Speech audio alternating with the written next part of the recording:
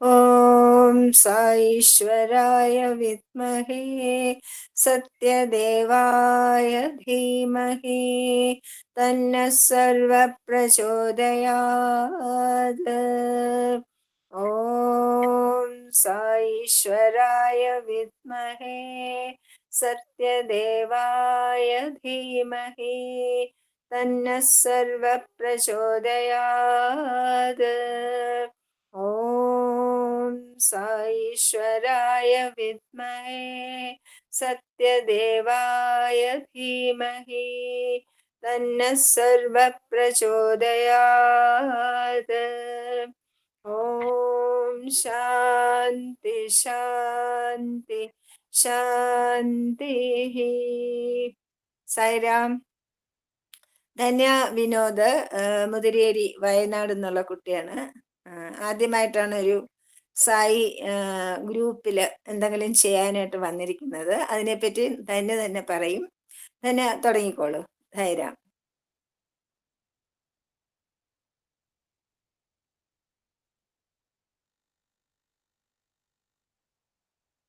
Audio on അല്ലേ? Audio on ആക്കൂ.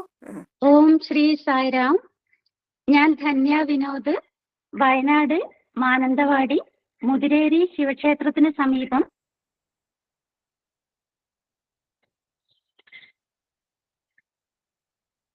കുടുംബമായി താമസിക്കുന്നു. ശ്രീ സത്യസായി സേവാ സംഘടനയുടെ പ്രവർത്തനങ്ങളിൽ ആദ്യമായാണ് ഞാൻ പങ്കെടുക്കുന്നത്. ഞങ്ങൾ താമസിക്കുന്ന സമീപ പ്രദേശങ്ങളിലൊന്നും തന്നെ ശ്രീ സത്യസായി മന്ദിരമോ പ്രവർത്തനങ്ങളോ ഇല്ല. എന്റെ ചെറുപ്പകാലത്ത് എന്റെ അച്ഛൻ പ്രശാന്തി നിലയത്തിൽ പോയിരുന്നതായും സ്വാമിയുടെ അനുഗ്രഹം ലഭിച്ച കാര്യങ്ങളെല്ലാം പറഞ്ഞതായി ഈ അവസരത്തിൽ ഞാൻ ഓർക്കുന്നു.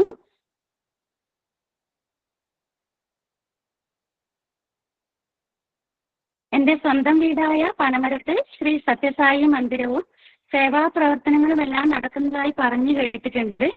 പക്ഷേ ഒരിക്കൽ പോലും എനിക്ക് പോവാൻ കഴിഞ്ഞിട്ടില്ല.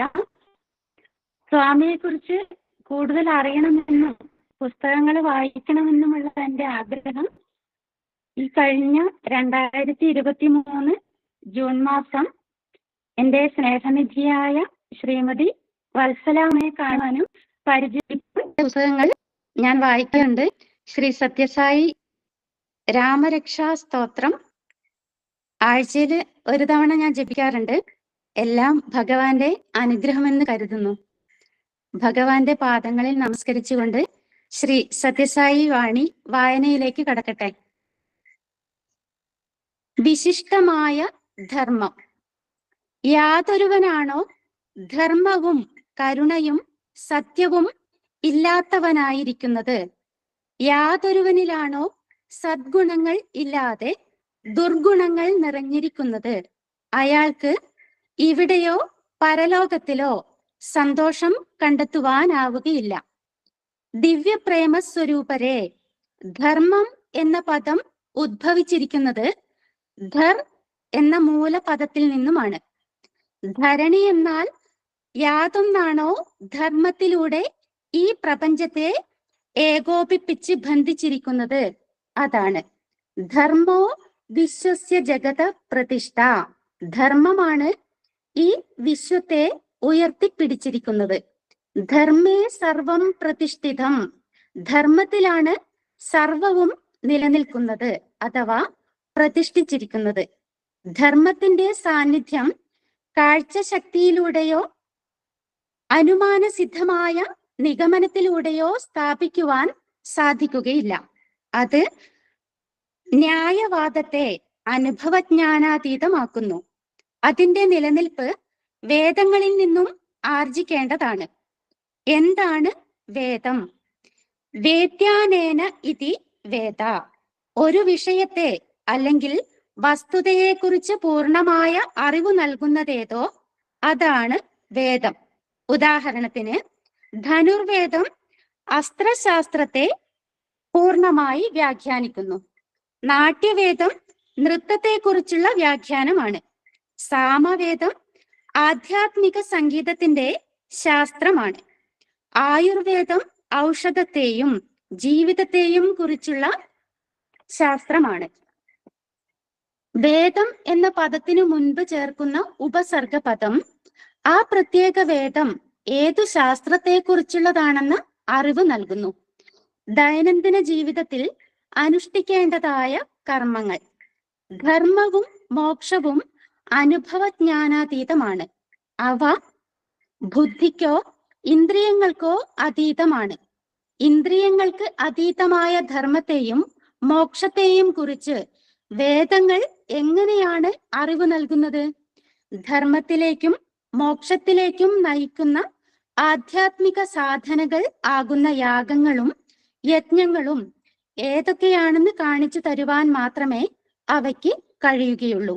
ധർമ്മത്തിലേക്കും മോക്ഷത്തിലേക്കും എത്തിക്കുന്ന ഋജുവായ പാത കാണിച്ചു തരുന്നതിന് വേദങ്ങൾക്ക് പോലും സാധിക്കുകയില്ല. അതുകൊണ്ടാണ് വേദങ്ങൾ ഇപ്രകാരം ഉദ്ഘോഷിച്ചിരിക്കുന്നത്: ന കർമ്മണ ന പ്രജയാ ധനേന ത്യാഗേനൈകേ അമൃതത്വ മാനസു. സത്കർമ്മങ്ങളാലോ പുത്രനാലോ ധനത്താലോ അമരത്വം നേടുവാൻ സാധിക്കുകയില്ല. അത് ത്യാഗത്തിലൂടെ മാത്രമേ അനുഭവിക്കുവാൻ സാധിക്കുകയുള്ളൂ. പക്ഷേ സത്കർമ്മങ്ങളിലൂടെയും സാധനയിലൂടെയും ധർമ്മവും മോക്ഷവും ആർജിക്കുവാനുള്ള സാമർഥ്യം നേടുവാനുള്ള മാർഗം വേദങ്ങൾ കാണിച്ചു തരുന്നു. മനുഷ്യൻ അനുഷ്ഠിക്കേണ്ടതായ ആധ്യാത്മികവും ഭൗതികവുമായ കർമ്മങ്ങൾ വിവരിച്ചു തരുന്ന വേദങ്ങളുടെ പ്രാധാന്യത്തെ സൂചിപ്പിക്കുവാനായി സാമ്രാട്ട് മനു ഒരു പ്രത്യേക പദം നൽകിയിട്ടുണ്ട്. മാനവരാശിയെ സത്യത്തിന്റെ പാതയിലേക്ക് നയിക്കുന്നതിന് ദൈനംദിന ജീവിതത്തിൽ അനുഷ്ഠിക്കേണ്ടതായ കർമ്മങ്ങൾക്ക് അദ്ദേഹം വിധാനം എന്ന് നാമകരണം ചെയ്തു. ഇന്ന് ഈ കലിയുഗത്തിൽ വിധാനം എന്ന പദത്തെ നിയമനിർമ്മാണ സഭയുമായി ബന്ധപ്പെടുത്തി ഉപയോഗിക്കുന്നു. വിധാനം എന്നാൽ യാതൊന്നാണോ നിയമങ്ങൾ നൽകുന്നത് അത് എന്നാണ് അർത്ഥം. ഈ പദത്തിന്റെ ശരിയായ പ്രാധാന്യം മനസ്സിലാക്കാത്തത് കൊണ്ടാണ് മാനവരാശി ഇന്ന് വഴിതെറ്റിപ്പോയിരിക്കുന്നത്. ധർമ്മം എന്ന പദം സർവ്വതിനെയും ഉൾക്കൊള്ളുന്ന ഒന്നാണ്. ഈ പ്രപഞ്ചം മുഴുവനും അതിനാൽ ബന്ധിക്കപ്പെട്ടിരിക്കുന്നു. സർവ്വതിനെയും ഉൾക്കൊള്ളുന്ന ധർമ്മത്തെ പ്രചരിപ്പിക്കേണ്ട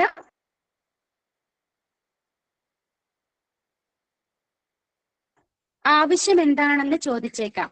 അതിനു കാരണം ഇതാണ്: അഗ്നി ചാരത്താലും ജലം പായലാലും മൂടപ്പെട്ടു കിടക്കുന്നതു പോലെ ധർമ്മം എല്ലായിടത്തും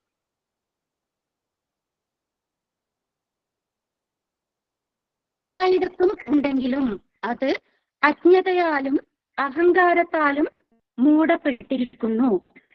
ഈ മൂടുന്ന വസ്തുക്കളെ മാറ്റിയാൽ മാത്രമേ ധർമ്മത്തിന്റെ യഥാർത്ഥ പ്രകൃതം ലോകത്തിന് വെളിപ്പെടുകയുള്ളൂ. ഈ ഒരു ഉദ്ദേശത്തോടെയാണ് ധർമ്മപ്രചാരം ആവശ്യമായി വന്നിരിക്കുന്നത്. ധർമ്മപ്രചാരവും പരിശീലനവും. ധർമ്മപ്രചാരം എന്നാൽ അറിയാത്ത ഒരു വസ്തുതയെ കുറിച്ചുള്ള ജ്ഞാനം പരത്തുക എന്നതല്ല. അതിന്റെ അടിസ്ഥാനപരമായ ഉദ്ദേശ്യം ധർമ്മ പരിശീലനം വളർത്തുക എന്നതാണ്. ധർമ്മം പരിശീലിക്കുന്നവർക്ക് മാത്രമേ അത് പരത്തുവാനുള്ള യോഗ്യതയുള്ളൂ.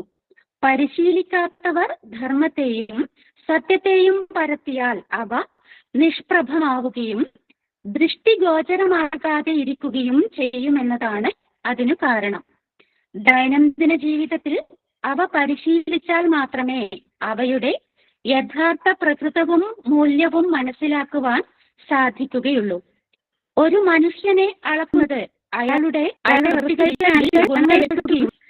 പ്രവൃത്തികൾ എന്താണ് തീരുമാനിക്കുകയും ചെയ്യുന്നു. ഇവിടെ ഓരോരുത്തരും സദ്ഗുണങ്ങൾ വളർത്തിക്കൊണ്ട് സ്വയം നന്നാകാൻ ശ്രമിക്കേണ്ടതാണ്. സ്വാമി രാമകൃഷ്ണാനന്ദ ഇപ്രകാരം ചോദിച്ചു: വർഷങ്ങളായി ആധ്യാത്മിക പ്രഭാഷണങ്ങൾ ശ്രവിക്കുകയും വളരെ നാളുകളായി ആശ്രമത്തിൽ സ്ഥിരതാമസം ചെയ്യുകയും ചെയ്ത ആളുകൾക്ക് അതുകൊണ്ട് എന്തു ഗുണമാണ് ഉണ്ടായതെന്ന്. അല്പം ചില ഉപദേശങ്ങളെങ്കിലും പരിശീലിക്കുവാൻ ശ്രമിച്ചില്ലെങ്കിൽ ഈ പ്രവൃത്തികൾ എല്ലാം വെറും പാഴ്വേലയായി തീരുന്നു. ക്ഷമ, ദയ, സത്യം, പ്രേമം, കരുണ ആദിയായ ഗുണങ്ങൾ ഏതെങ്കിലും ഒരു പ്രത്യേക രാഷ്ട്രത്തിന്റെയോ വിശ്വാസത്തിന്റെയോ സമുദായത്തിന്റെയോ മാത്രമായി പറയപ്പെടുന്നില്ല. അവ ആധ്യാത്മിക ഗുണങ്ങൾ ആണ്. അവ എല്ലായിടത്തും ഉള്ള ജനങ്ങൾക്ക് എല്ലായ്പ്പോഴും ആവശ്യമാണ്. ചതുർവിധ വിശുദ്ധി. ഗുണങ്ങളുടെ കൂട്ടത്തിൽ തന്നിലെ ദൈവികതയെക്കുറിച്ച് ബോധമുണ്ടാകുന്നതിന് മനുഷ്യന് ഏറ്റവും അധികം വേണ്ടതായ ഗുണം ക്ഷമയാണ്. അതായത് സഹനവും മാപ്പു നൽകലും. അത് ഓരോ മനുഷ്യനും അത്യാവശ്യമായ ഗുണമാണ്. അത് സദ്ഗുണങ്ങളുടെ കൂട്ടത്തിൽ ഏറ്റവും ഉത്തമമായതാണ്. ക്ഷമയെന്നാൽ സത്യം, ധർമ്മം, കരുണ, അഹിംസ തുടങ്ങി എല്ലാ ഗുണങ്ങളുമാണ്. ക്ഷമയിൽ എല്ലാ ഗുണങ്ങളും ഉൾക്കൊണ്ടിരിക്കുന്നു. എങ്ങനെയാണ് ക്ഷമ ആർജിക്കുവാൻ സാധിക്കുക? 4 വിധത്തിലുള്ള വിശുദ്ധികൾ പരിശീലിച്ചുകൊണ്ട് ക്ഷമ ആർജിക്കാവുന്നതാണ്. ദ്രവ്യശൗചം, മാനസിക ശൗചം, വാക്ശൗചം, ക്രിയാശൗചം. ദ്രവ്യശൗചം, വസ്തുക്കളുടെ വിശുദ്ധി. ഇത് ഒരാൾ ഉപയോഗിക്കുന്ന എല്ലാ വസ്തുക്കളും ഉൾക്കൊള്ളുന്നതാണ്. തുണികൾ മുതൽ ആഹാരം പാചകം ചെയ്യുന്ന പാത്രങ്ങൾ, ഭവനം ആദിയായവയും പിന്നെ ഒരാൾ ഉപയോഗിക്കുന്ന വിവിധ വസ്തുക്കളും ഇതിൽ അടങ്ങിയിരിക്കുന്നു. ദിവസേന ഉപയോഗിക്കുന്ന എല്ലാ വസ്തുക്കളും പൂർണ്ണമായും പരിശുദ്ധിയുള്ളതായിരിക്കണം. മാനസിക ശൗചം, മനസ്സിന്റെ വിശുദ്ധി. മനസ്സിൽ നിന്നും മമതകളും നീരസങ്ങളും പൂർണ്ണമായി ഒഴിവാക്കുക എന്നതാണ് ഇതുകൊണ്ട് ഉദ്ദേശിക്കുന്നത്. വെറുപ്പിനും അസൂയയ്ക്കും യാതൊരു സ്ഥാനവും ഉണ്ടാകുവാൻ പാടില്ല. തിന്മയ്ക്കു പകരം നന്മ നൽകുവാനും ഒരവസരത്തിലും ആർക്കും വേദന നൽകാതിരിക്കുവാനും ഉള്ള വിശാല മനസ്കത ഒരാൾ വളർത്തിയെടുക്കേണ്ടതുണ്ട്.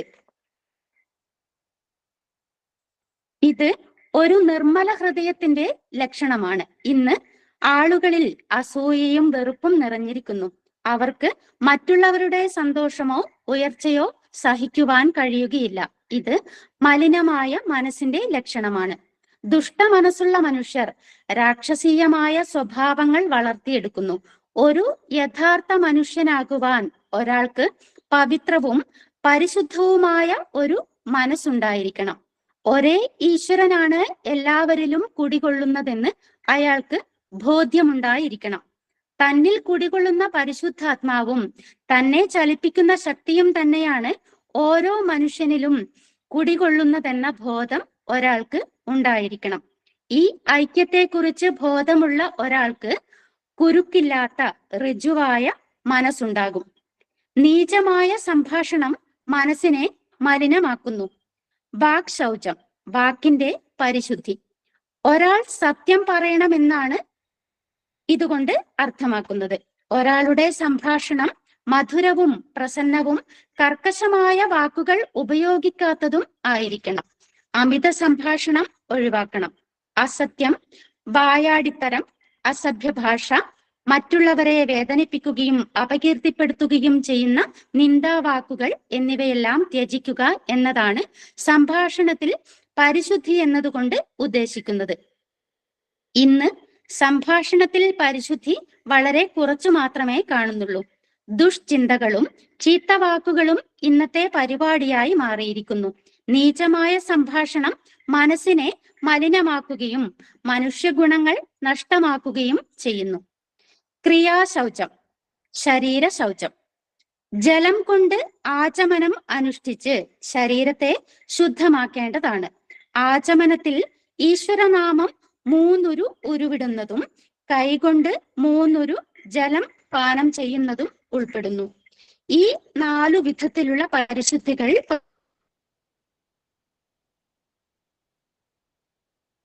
പരിശീലിക്കുമ്പോൾ ക്ഷമയെന്ന സൽഗുണം ഒരു പരിധിവരെ വളരുന്നു. സൈറാം. ധന്യ വളരെ നന്നായിട്ട് വായിച്ചു കേട്ടോ. Very nice, very good. ഇനി അനുഭവം പറഞ്ഞിട്ട് അപ്പം മോളുടെ വീഡിയോ ഓഫ് ആക്കിക്കോളൂ. സായിരാം. ധന്യ എന്നോട് റിക്വസ്റ്റ് ചെയ്തുകൊണ്ട് ഞാനാണ് എൻ്റെ അനുഭവമാണ് പറയാൻ പോകുന്നത്. അതായത് ഞാൻ സായി സാഹിത്യം എന്ന മഹാസമുദ്രം, അതിൻ്റെ തീരത്തൊരു കുഞ്ഞലയായിട്ട് ഇരിക്കുവാനുള്ള ഒരു ഭാഗ്യം ഭഗവാൻ എന്നെ അനുഗ്രഹിച്ചതിൻ്റെ ഒരു കഥയാണ് ഇന്നിവിടെ ഞാൻ പറയാൻ പോകുന്നത്. 1994 ബാലവികാസിന്റെ 25ാമത്തെ വർഷമായിരുന്നു. അപ്പൊ അതിനൊരു national camp, national Balavikas meet ഉണ്ടായിരുന്നു. അത് ബാംഗ്ലൂര് വൈറ്റ്ഫീൽഡ് വെച്ചിട്ടാണ് നടത്തിയത്. അന്ന് എല്ലാ സ്റ്റേറ്റിലെ എല്ലാവരും വന്നിട്ടൊരു വലിയ മഹാസംഭവമായിരുന്നു അത്. അപ്പം നമുക്ക് ആദ്യമായിട്ട് അങ്ങനെ ഒരു അനുഭവം കിട്ടുമ്പോൾ അത് വല്ലാതെ ഹൃദയസ്പർശിയായ ഒരു സംഭവമായിരുന്നു. ഭഗവാന്റെ പ്രേമം അങ്ങനെ ഒഴുകുകയായിരുന്നു. അപ്പം വളരെ നാളായിട്ട് ഞാൻ മലയാളത്തില്, ഞാൻ പണ്ടൊക്കെ ഒരുപാട് എഴുതിക്കൊണ്ടിരുന്നെങ്കിലും കല്യാണം കഴിഞ്ഞ് പോയ ശേഷം അധികം മലയാളത്തിൽ എഴുതാനുള്ള അവസരമില്ലായിരുന്നു. ഞാൻ ബംഗാളിലായിരുന്നു. അതുകൊണ്ട് അപ്പം എൻ്റെ മനസ്സിൽ ഇങ്ങനെ വൃന്ദാവനത്തിലെ സ്നേഹധാര എന്നൊരു ക്യാപ്ഷൻ ഇങ്ങനെ വന്നുകൊണ്ടിരുന്നു. അപ്പൊ ഓരോ അനുഭവം വരുമ്പോഴും എനിക്ക് കണ്ണൊക്കെ അങ്ങനെ നിറഞ്ഞൊഴുകും. അവസാനം ഭഗവാൻ, ഞങ്ങള് ദർശനത്തിനായിട്ട് ഇരിക്കുമ്പോൾ രമേശ് ഹാളില് ഭഗവാൻ പറഞ്ഞു എല്ലാ ടീച്ചേഴ്സിനും എല്ലാ ഗുരുക്കന്മാർക്കും അവരുടെ കയ്യിൽ നിന്ന് വാങ്ങിച്ച 250 രൂപ തിരിച്ചു കൊടുക്കണം. ഇപ്പൊ തന്നെ ഇവിടെ വെച്ച് തന്നെ എല്ലാവർക്കും തിരികെ കൊടുക്കണം. കാരണം അമ്മയുടെ വീട്ടിൽ വരുമ്പം ആരെങ്കിലും ഭക്ഷണത്തിന് പൈസ തരാറുണ്ടോ, കൊടുക്കാറുണ്ടോ? അതുകൊണ്ട് ആരുടെ കയ്യിൽ നിന്നും പൈസ വാങ്ങിക്കാൻ പാടില്ല, എല്ലാവർക്കും തിരിച്ചു കൊടുക്കണം എന്നൊക്കെ പറഞ്ഞപ്പോ എല്ലാവരും ഭയങ്കരമായിട്ട് ഇമോഷണലായി. എല്ലാ ഭക്തജനങ്ങളും, കൂടുതലും ഗുരുക്കന്മാരും, കൂടുതലും സ്ത്രീകൾ ആയിരുന്നു ഗുരുക്കന്മാരായിട്ട് ഉണ്ടായിരുന്നത്. അപ്പൊ എല്ലാവരും വളരെ ഇമോഷണലായി. അപ്പൊ എനിക്കിങ്ങനെ ഇതിങ്ങനെ വന്നിട്ട് ഞാൻ തിരിച്ച് വീട്ടിലെത്തിയപ്പം ഭഗവാന്റെ പടത്തിൽ നോക്കി സംസാരിക്കുക എന്നുള്ളത് എൻ്റെ ഒരു സ്വഭാവമാണ്. അപ്പൊ ഭഗവാൻ മോൾക്ക് അനന്തപൂരിൽ പഠിക്കുമ്പോൾ കൊടുത്ത ഒരു നല്ല ഫോട്ടോ ഉണ്ട്. ഭഗവാൻ ഞാൻ നേരിട്ട് കൊടുത്തതാണ്. അപ്പൊ ആ ഫോട്ടോ നോക്കി ഞാൻ ഇങ്ങനെ സംസാരിച്ചിട്ട് ഞാൻ ഭഗവാനോട് പറഞ്ഞു, സ്വാമി, ഞാൻ ബാലവികാസ് വളരെ കാലം കൊണ്ട് എടുക്കുകയാണ്. 78 തൊട്ട് ഞാൻ ബാലവികാസ് എടുക്കുകയാണ്, 1978 തൊട്ട്. അപ്പൊ ഞാൻ പറഞ്ഞു, സ്വാമി, ബാലവികാസ് അല്ലാതെ ഞാൻ എഴുത്തുകാരിയാണ്. അപ്പൊ എഴുതലും കൂടെ ഭഗവാന്റെ മെസ്സേജ് പടർത്താനുണ്ട്. എൻ്റെ ഒരു മാർഗമാണോ, സേവനത്തിന്റെ മാർഗമാണോ? എനിക്കൊരു മെസ്സേജ് തരണം സ്വാമി. സ്വാമിയുടെ കയ്യിൽ നിന്ന് എനിക്കൊരു മെസ്സേജ് കിട്ടണം. അപ്പോഴാണ് എനിക്ക് ധൈര്യം വരുള്ളൂ സ്വാമി എന്ന് പറഞ്ഞിട്ട് ഈ പെട്ടെന്ന് 1 മണിക്കൂർ കൊണ്ട് ഞാൻ എൻ്റെ അനുഭവം മുഴുവൻ എഴുതി തീർത്തു. അതായത് വൃന്ദാവനത്തിലെ സ്നേഹധാര അത് നല്ലപോലെ എഴുതി തീർത്തിട്ട് എനിക്ക് ആരെയും അറിയില്ല. ഞാൻ ബംഗാളിലായിരുന്നു, തിരുവനന്തപുരത്ത് വന്നിട്ട് ആരെയും പരിചയപ്പെട്ടിട്ടില്ല. എൻ്റെ സമിതിയിലുള്ളവരെ മാത്രമേ അറിയൂ. പക്ഷെ ഞാനപ്പോ ധൈര്യസമേതം അത് സനാതന സാരഥിക്ക് ആ ആർട്ടിക്കിൾ അയച്ചു കൊടുത്തു. അത് ഓഗസ്റ്റിലാണ് അയച്ചത്. സെപ്റ്റംബർ 1 സനാതന സാരഥി വന്നപ്പം അതിൽ ആ ആർട്ടിക്കിൾ ഉണ്ടായിരുന്നു. എല്ലാവരും എന്നെ വിളിച്ചിട്ട് വളരെ അപ്രീഷിയേറ്റ് ചെയ്തതിനെ പറ്റി പറഞ്ഞു. അതിന് മുമ്പുണ്ടായ സംഭവം എന്താന്ന് വെച്ചാല്, ഞാനിത് എഴുതിയത് ഓഗസ്റ്റിലാണ്. എനിക്ക് തോന്നുന്നു 15-ാം തീയതി മറ്റാണ് എഴുതിയത്. 16-ാം തീയതി രാവിലെ ഞാനിത് അയക്കുന്നതിന് മുമ്പ് തന്നെ എൻ്റെ മകളുടെ എഴുത്ത് വന്നു. അവള് പുട്ടപർത്തി താമസിക്കുകയാണ്, സേവ ചെയ്യാണ്. അപ്പൊ അവിടുന്ന് അവളുടെ ഒരു എഴുത്ത് വന്നു. അതിൽ അവൾ എഴുതിയിരുന്നു, അമ്മ, എനിക്ക് ഇന്നലെ രാത്രി ഒരു സ്വപ്നം ഉണ്ടായിരുന്നു, സ്വാമിയുടെ ദർശനം, സ്വാമിയുടെ സ്വപ്നമായിരുന്നു. അതിൽ സ്വാമി വന്നിട്ട് എനിക്കൊരു പേന തന്നു. എന്നിട്ട് പേന തന്നിട്ട് എന്നോട് പറഞ്ഞു, ഇത് നിനക്കുള്ള പേനയല്ല, നിന്റെ അമ്മയ്ക്കുള്ള പേനയാണ്.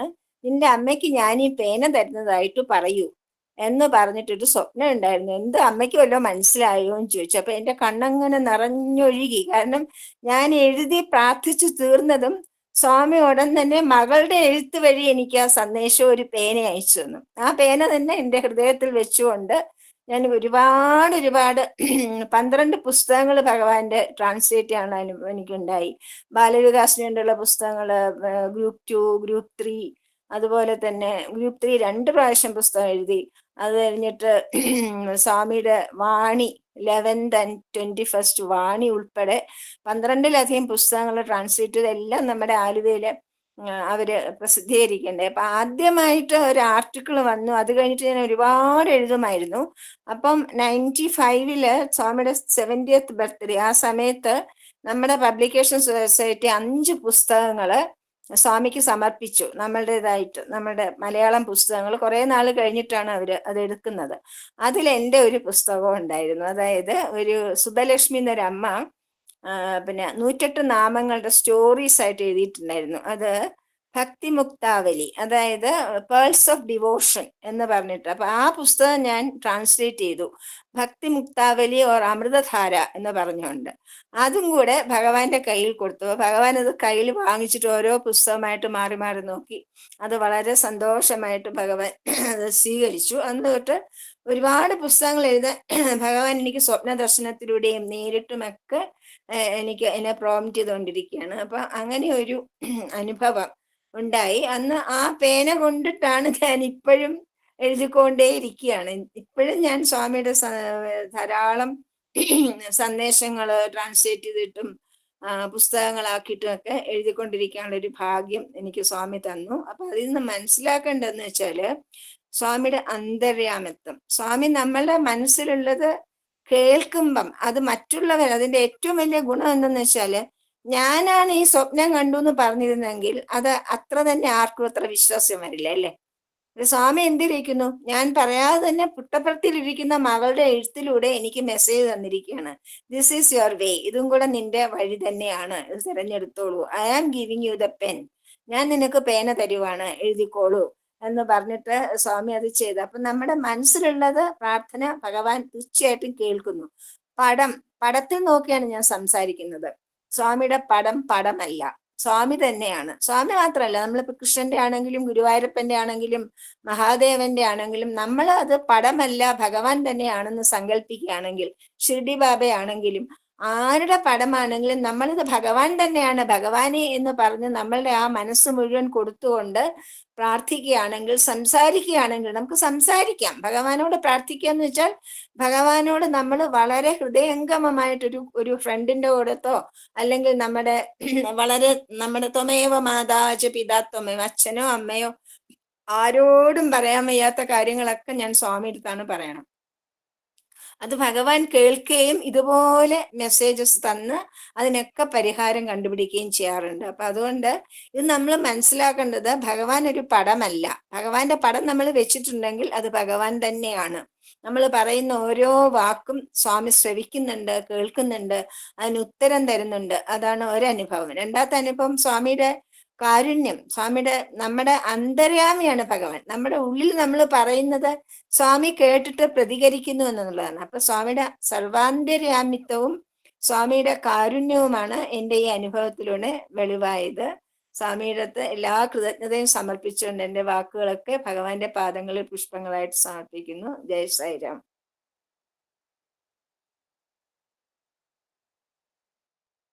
ഇനി സ്വാമിയുടെ പ്രഭാഷണം ഇട്ടോളൂ.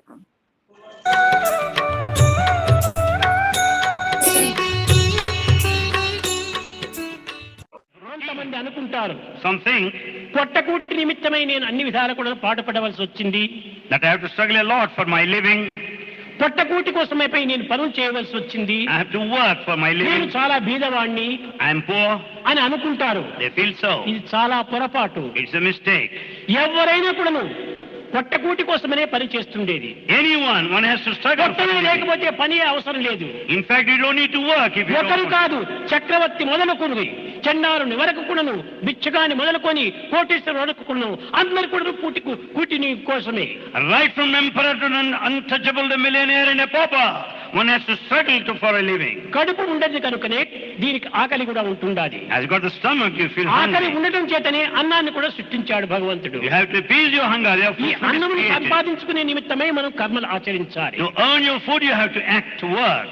ఈ విధంగానే అనేక రకములైనటువంటి యొక్క పదములు అర్థం తెలియకుండా వినియోగిస్తున్నారు. We make use of words without understanding their meaning. మన స్వతంత్రం వేరు, డ్యూటీ వేరు. Therefore freedom and duty are separate. స్వతంత్రం అనగా ఏమిటి? What is freedom? అనగా నా ఇష్ట ప్రకారం సంచరించుకోవటమే. Meaning moving as one would ఇది feel. కాదు స్వతంత్రము. It's not freedom. స్వతంత్రము. ఆత్మభావమే స్వతంత్రము. Swatantra, the atmic feeling, the feeling of the spirit. ఆత్మ ఎవరిని కూడా ఏ విధంగా బాధించదు. The Atma will never harm ఎవరికి anybody. ఏ చెడుపును చేయదు. It will never spoil A anyone. కీడును సంభవించదు. Nothing will happen. ఆత్మ నిరంతరం కూడా సాక్షిభూతిగా ఉండి సర్వుల యొక్క క్షేమాన్ని అందిస్తుంటాది. Atma remains the witness and wants the welfare of everybody. కనుక ఇది స్వతంత్రం అనేటువంటిది భగవత్ సంకల్పంతో కూడినటువంటిది. Therefore, freedom is related to the divine. Duty అనేటువంటిది సమాజంతో కూడినటువంటిది. Duty is linked with ఈ society. సమాజమునకును ఈ భగవద్గీతకి ఏ విధంగా ఉంటుండాలి సంబంధము? What is the relationship between divinity and social relationship? భగవంతుడు బింబి, God is the object. ప్రకృతి ప్రతిబింబి. Nature is reflection.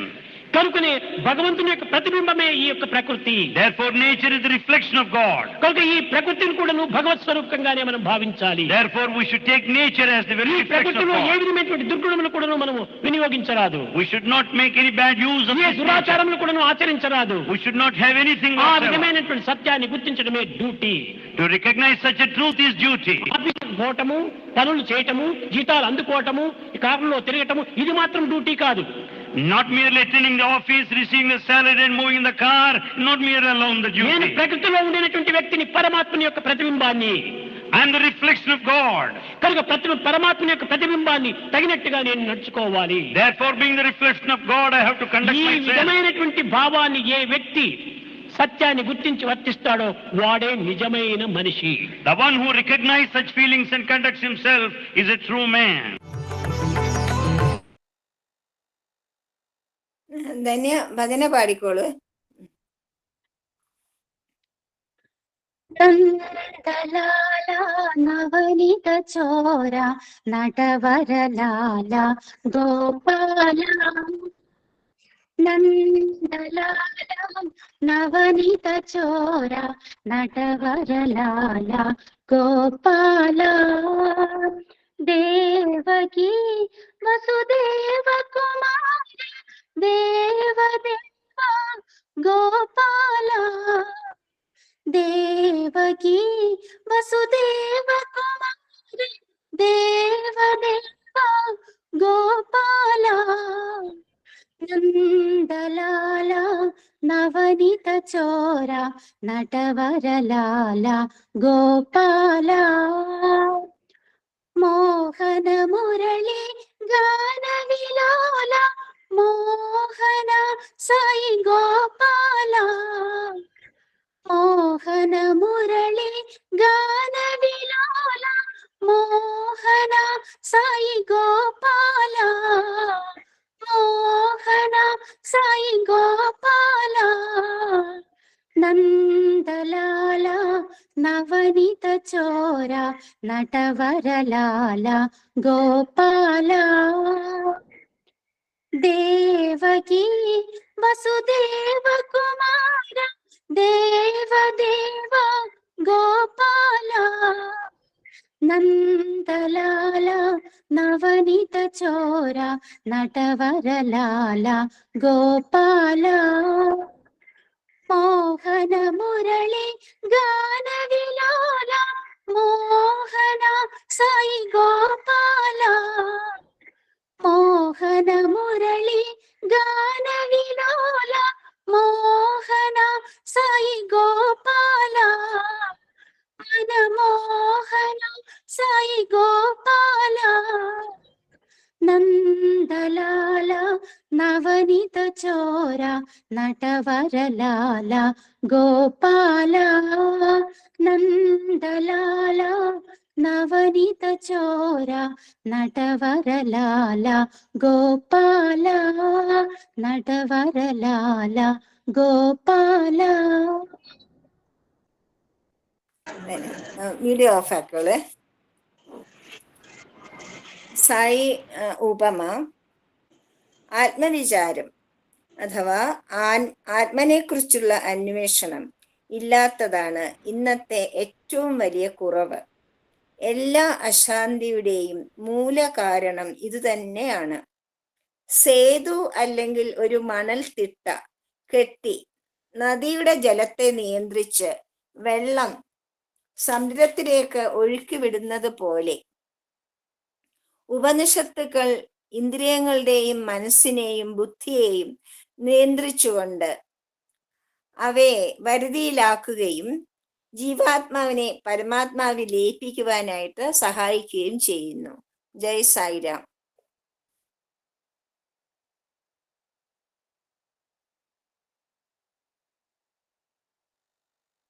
സായിരാം. പറഞ്ഞോളൂ. സമസ്തലോകാ സുഖിനോ ഭവന്തു, സമസ്തലോകാ സുഖിനോ ഭവന്തു, സമസ്തലോകാ സുഖിനോ ഭവന്തു.